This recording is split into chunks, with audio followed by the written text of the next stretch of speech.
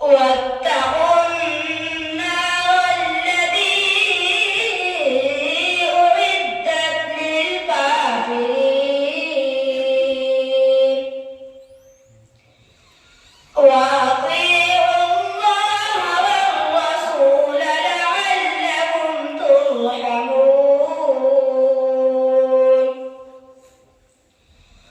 وسارعوا إلى مغفرة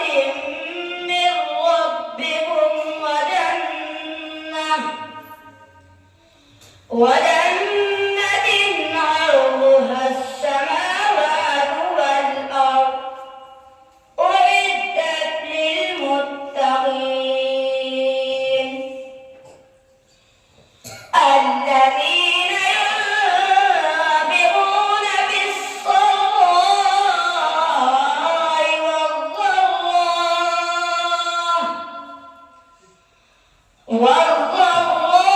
والضراء والكاظمين الغيظ والعافين عن الناس والله يحب المحسنين.